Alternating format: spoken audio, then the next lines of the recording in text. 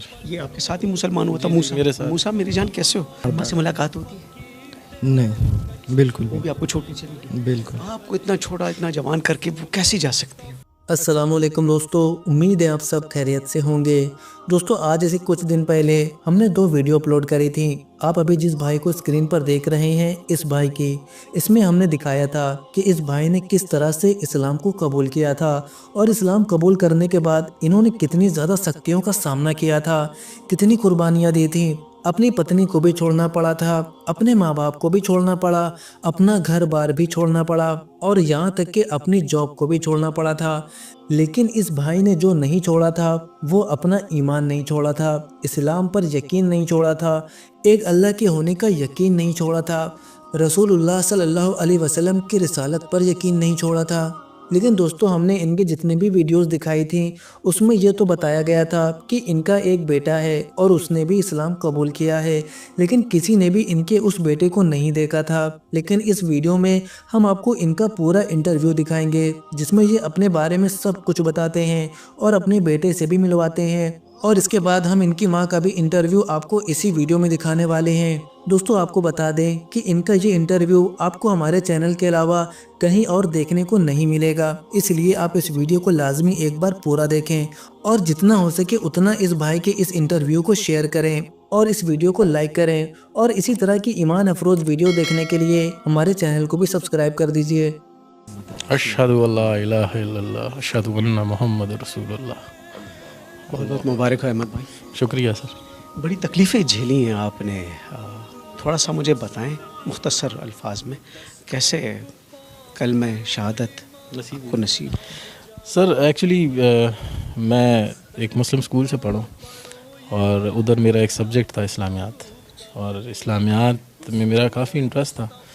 तो मैंने जो फर्स्ट सूरत याद की, बीइंग अ हिंदू, मैंने पढ़ते हुए सूरत याद की थी, सूरह इखलास, कुल हु अल्लाहु अहद अल्लाहु समद लम यलिद वलम यूलद वलम यकुल लहू कुफुवन अहद। तो उसमें तो बताया गया कि कहो कि अल्लाह एक है, अल्लाह बेनियाज है, ना वो किसी का बाप है ना किसी का बेटा, और कोई उस जैसा नहीं है। तो मैं घर गया, अपने वालिद से क्वेश्चन किया। हमारे घर में ऑब्वियसली हिंदू थे तो काफ़ी बुत पड़े हुए थे, तो उधर मैंने उनसे क्वेश्चन किया कि इनमें अल्लाह कौन है, who's Allah among them. Because दिमाग तो यही था ना कि बस जो कुछ है ये है सामने। तो वो उसको एक आम सवाल समझे, आपकी गुस्ताखी? मेरी गुस्ताखी ही समझे, क्योंकि मुझे उसके बाद थप्पड़ पड़ गया अपने वालिद से, वो ठीक ठाक थप्पड़ पड़ा। फिर मैंने जाके अपने टीचर से कहा कि मैं कि सर ये क्या पढ़ा दिया, कि मैं तो घर जाके पूछ रहा हूँ, मुझे मार पड़ रही है, आप जो पढ़ा रहे हो। तो उन्होंने कहा कि नहीं बेटा, आपने ये क्वेश्चन गलत जगह कर रही है, अल्लाह उनमें नहीं है, आप ढूंढ रहे क्या हो? मैं कि सर मैं तो अल्लाह ढूंढ रहा हूँ, जो आपने पढ़ा है इसको ढूंढ रहा हूँ। कहते हैं यार ये तो तुम कुछ अलग ही चीज़ ढूंढ रहे हो। कहते छोड़ो, तुम एक काम करो, ब्रेक के वक्त ना जब तुम्हारी रिसेस होती है तो एक 10 मिनट मेरे पास आया करो। फिर अहमद वो रोशनी कहाँ मिली? सर ये रोशनी जब मैं मैट्रिक में चला गया तब मतलब मैं इस्लामियात में इतना तेज़ हो गया था कि मेरे जो क्लास फेलोज थे वो मुझसे सूरतों के आयतों के तर्ज में पूछे थे पेपर के अंदर ना, ऑलमोस्ट 2-3 को तो मैंने खुद ही पेपर भी करवा दिया था। तो बस उस वक्त ये रोशनी मुझे नसीब हो चुकी थी। फिर हम यहाँ से कराची मूव हुए। कराची में मेरी मुलाकात हुई मुफ्ती तारिक मसूद साहब के, उनके जो भाई हैं वो मेरे फ्रेंड हैं। तो उन्होंने मुझे दावत दी कि भाई आप दीन में आओ। मैं कहा सर मैं दीन में आऊँगा, लेकिन जिस तरह आप लोग दीन में उस तरह नहीं आना है मुझे। मतलब एक बंदे को पता है कि दीन क्या है और वो बैठ के सब लोगों को बता रहा, तो बाकी लोगों पे फ़र्ज़ नहीं है कि जाने दीन को, उन्हें पढ़ें दीन को। क्योंकि मैंने तो जब कुरान पढ़ना शुरू किया था तो उसमें जो पहला वर्ड पढ़ा था वो था इकरा, पढ़ो, इकरा बेस्मि रब्बिकल लज़ी खलक़, पढ़ो। तो पढ़ते हम नहीं, हम सुनते ज़्यादा हैं। हम मुफ्तियों को सुन रहे हैं, मौलवियों को सुन रहे हैं, लेकिन पढ़ अरसा हुआ है अहमद? मुझे 5 साल हुए हैं दीन में आए हुए। क्या तकलीफ़ें झेली, क्या मुश्किलात आई? तकलीफ़ें तो सर बहुत ज़्यादा है। मतलब वो जो दीन आप लोगों को मिला है वो आसान है, और जो दीन हमें मिला है वो स्ट्रगल है। मतलब अगर मैं क्वेश्चन कर लूँ कि आपसे ही क्वेश्चन कर लूँ आपने दीन के लिए क्या किया, तो आपके पास इसका कोई जवाब नहीं है। लेकिन मैंने अपनी वाइफ छोड़ी है, मैंने घर छोड़ा है, दौलत छोड़ी है, जायदाद छोड़ी है, मैंने एक नौकरी छोड़ी है, वो सिटी छोड़ा है जो पसंद था मुझे, सब कुछ छोड़, तकरीबन सबको छोड़ दिया। बस टोटल जो दौलत है वो मेरा बेटा है मूसा। मूसा। ये भी मुसलमान हो? जी जी जी अहमद ज़रा बताना यार क्या हुआ? सर तकरीबन ये हमारी कुछ अरसा पहले हमारे घर पे कुछ एक फैमिली आई थी, मुस्लिम फैमिली थी, जानने वाले, तो वो यहाँ से लड़के गए थे। मतलब मेरा सर भी फटा था उसके अंदर, और फिर उल्टा हमें मार के और जाके हम पे ही रिपोर्ट कर दी। तो दिल दुख गया था? दिल बहुत दुख गया था सर, बहुत दुखा था। बस उस रात में अल्लाह माफ़ करे, अल्लाह से गिला करके सोया था कि या अल्लाह, मतलब तूने, तेरे रास्ते पे आए हैं और तूने इस तरह हमें ज़लील व ख्वार छोड़ा हुआ है। तो तकरीबन फजर के वक्त हम नमाज़ के लिए उठते हैं, तो मैं नमाज के लिए उठूँ और उठूँ तो देखें तो सामने एक तेज़ रोशनी है मेरे बिल्कुल सामने। उस तेज़ रोशनी में जो है वो सरकार दो आलम खड़े हुए हैं, तशरीफ़ वहाँ पे खड़े हैं, और मुझे उन्होंने आवाज़ दी, या अहमद। फिर कहो? या अहमद, ये फिर कहो? या अहमद, ये कहा उन्होंने। तो मैंने उन्हें सलाम किया। तकरीबन 16 मिनट हमारी बातचीत रही, और तकरीबन जो भी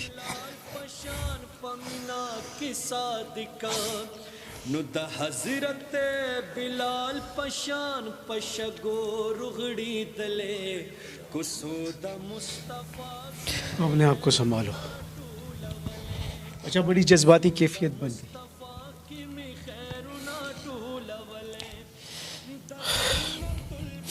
बस जो भी दिल में था वो उनको मैंने बताया कि ये हुआ मेरे साथ। और लोग इस तरह कहते हैं, लोग घटिया कहते हैं, लोग कहते हैं घटिया लोगों को कौन बेटी देता है।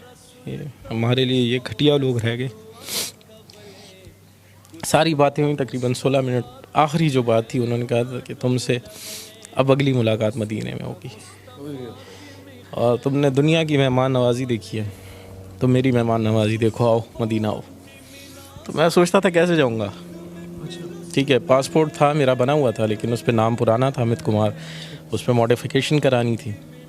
तो मैं गया हूँ और पासपोर्ट भी बना, वीज़ा भी लगा, और मैं 3 दिन बाद मदीना में था। पहुंच गए? जी पहुंच गया। 3 दिन बाद मैं मस्जिद नबवी में था। मेहमान नवाजी हुई? मेहमान नवाजी सर ऐसी हुई कि इन 11 दिनों में, मैं 11 दिन मदीना में था और बाकी दिन मक्का में था। 11 दिन जो मैं मदीना में था, मेरा 1 रियाल भी खाने पे नहीं लगा है। भाई बुलावा किसका था? बिल्कुल सरकार दो आलम का बुलावा था, और 1 रियाल मेरा खाने पे नहीं लगा, 1 रियाल। ये वो बातों के बाद 3 दिन बाद आप मदीना मुनव्वरा में? जी बिल्कुल। अहमद जी आजकल क्या चल रहा है? सर बस आजकल फ़िलहाल एक छोटी सी जॉब है और बमुश्किल गुजारा चल रहा है। अपना नंबर ज़रा बताना मुझे, अपना जो उस पर व्हाट्सअप। सर 0321 134 8033। दोबारा से बता। 0321 134 8033। कितने बच्चे थे? मूसा एक ही बेटा मेरा, एक ही बेटा। अभी भी चली गई? जी सर। ये आपके साथ ही मुसलमान हुआ था मूसा? मेरे साथ। मूसा मेरी जान कैसे हो? तबीयत ठीक है? अब इतनी तकलीफ़ें वाले साहब झेल रहे जी। हैं, क्या बताते हैं आपको? बस वही, जैसे अभी वो मुस्लिम फैमिली आई थी, उन्होंने वो माँ से मुलाकात होती है? नहीं, बिल्कुल वो भी आपको छोटी चली गई? बिल्कुल। आपको इतना छोटा, इतना जवान करके वो कैसे जा सकती है? बस ज़्यादातर तो अम्मी ने वो, इतना नहीं था मेरा, तो ज़्यादा अबू के साथ था, क्योंकि अबू मुझे वो करते, मतलब दीन के उसमें बताते थे। खुश हो ना?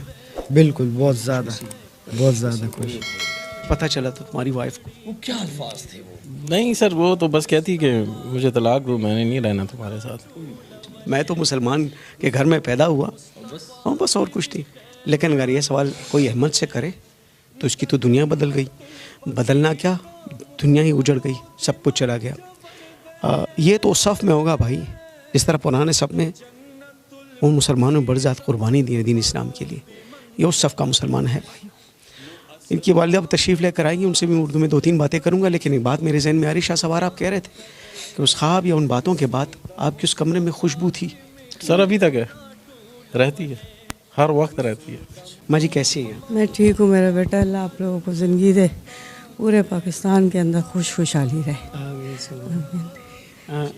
अहमद और मूसा है, जी जी पहले इनके नाम कुछ और थे, जी जी, इनके पहले नाम कुछ और थे। आप इनको छोड़ के चली नहीं गई, क्यों?